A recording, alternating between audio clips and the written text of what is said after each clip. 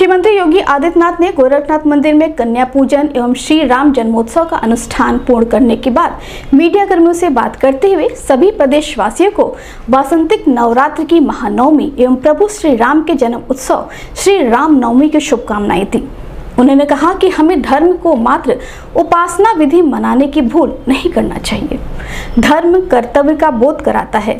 धर्म हमें सदाचार, कर्तव्य और नैतिक मूल्यों से जोड़कर सन्मार्ग पर चलते हुए सकारात्मक एवं रचनात्मक प्रवृत्ति की ओर अग्रसर करता है। इस अवसर पर पूरे प्रदेशवासियों को रामनवमी की हार्दिक बधाई।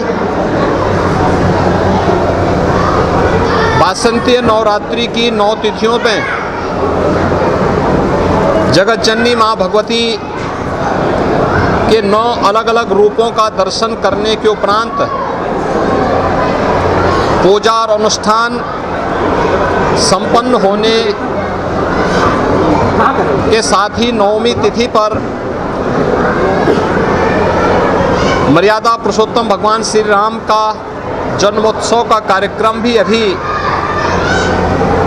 पूरे उत्साह और उमंग के साथ सभी देव मंदिरों में संपन्न हुआ है। आज प्रदेश के अंदर अलग अलग स्थलों पर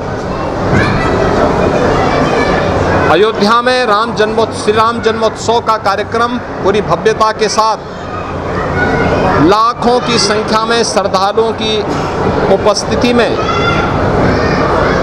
संपन्न हुआ है। हर देव मंदिर में अयोध्या धाम में काफ़ी उत्साह है, काफ़ी उमंग है।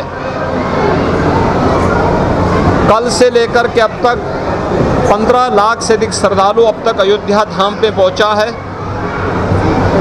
ब्रह्म मुहूर्त से ही वहां पे पवित्र सरयू नदी में स्नान करने के बाद श्री हनुमानगढ़ी और राम जन्मभूमि के साथ साथ सभी पवित्र स्थलों में दर्शन के बाद श्री राम जन्मोत्सव के कार्यक्रम के साथ शामिल हो रहा है। तो प्रदेश भर के सभी शक्ति पीठों में भी इस अवसर पर जगत जननी माँ भगवती के सिद्धिदात्री स्वरूप का दर्शन करने के लिए लाखों की संख्या में श्रद्धालुजन उमड़े हुए हैं। राज्य सरकार ने एक और यह व्यवस्था सुनिश्चित की है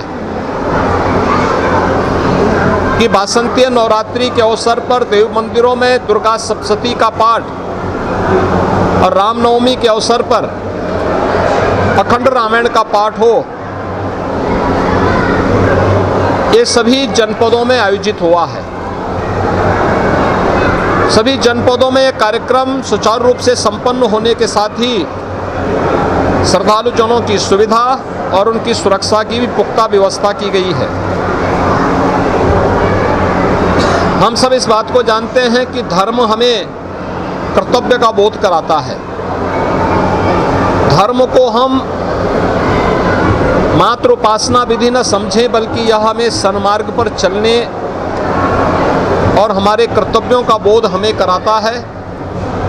और इसलिए सरकार के स्तर पर हर उस सात्विक वृत्ति को, सकारात्मक और रचनात्मक प्रवृत्ति को प्रोत्साहित करने का कार्य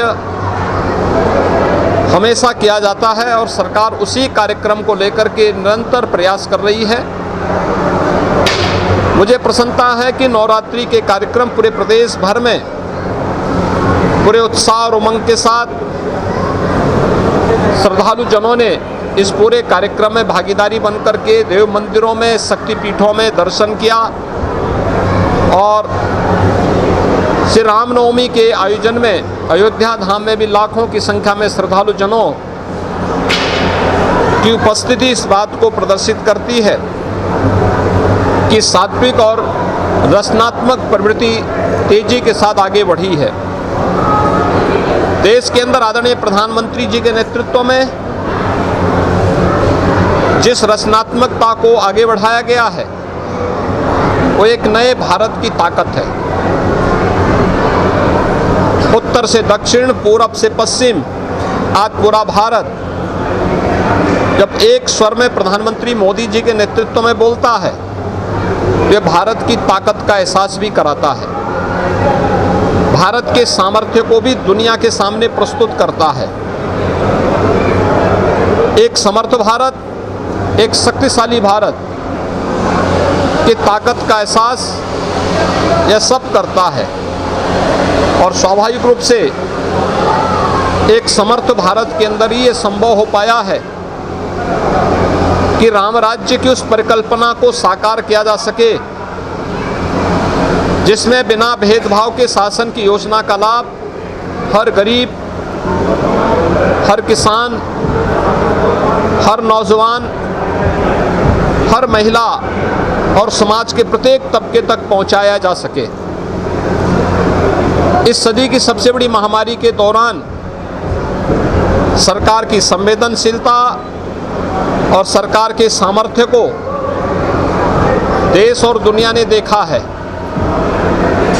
और इससे पहले भी अनेक जो कार्यक्रम जन कल्याणकारी प्रारंभ हुए हैं केंद्र सरकार के द्वारा, राज्य सरकार के द्वारा, वह भी हम सबके सामने है। आपने सबने इस चीज़ को देखा होगा, बिना भेदभाव के हर गरीब को शौचालय की सुविधा उपलब्ध होना, हर गरीब परिवार के पास सिर ढकने के लिए छत उपलब्ध होना, हर गरीब के पास एक स्वस्थ ईंधन की व्यवस्था उज्ज्वला योजना के अंदर उन्हें उपलब्ध करवाने की व्यवस्था करना, हर गरीब को विद्युत के निःशुल्क कनेक्शन उपलब्ध करवाने की व्यवस्था हो, या फिर संकट के इस समय में हर गरीब को निःशुल्क राशन की सुविधा उपलब्ध करवाना। अनेक ऐसे कार्यक्रम हैं जिन कार्यक्रमों के माध्यम से प्रत्येक नागरिक के जीवन में व्यापक परिवर्तन करने के एक बृहद अभियान का हिस्सा सरकार बनी और सफलतापूर्वक उसे आगे बढ़ाया है। इस सरकार के सकारात्मक और रचनात्मक उस प्रवृत्ति को ही प्रदर्शित करता है जो हमें हमारा धर्म सिखाता है। धर्म को हम उपासना विधि मानने की भूल न करें। उपासना विधि किसी एक विशिष्ट पद्धति को लेकर के उसके प्रति आग्रही बनाता है। धर्म एक व्यापक अवधारणा है जो हमें कर्तव्य, सदाचार और नैतिक मूल्यों के साथ जोड़ते हुए सन्मार्ग पर चल करके एक रचनात्मक प्रवृत्ति की ओर अग्रसर करता है। आज रामनवमी के इस अवसर पर मैं सभी श्रद्धालुजनों को एक बार फिर से पूरे प्रदेश वासियों को हृदय से बधाई देता हूँ। जगत जननी माँ भगवती, आदिशक्ति माँ भगवती दुर्गा से और मर्यादा पुरुषोत्तम भगवान श्री राम से ही प्रार्थना करता हूँ कि पूरे प्रदेश वासियों के जीवन में सुखमय, समृद्धिमय बने, इसकी प्रार्थना करते हुए अपनी शुभकामनाएं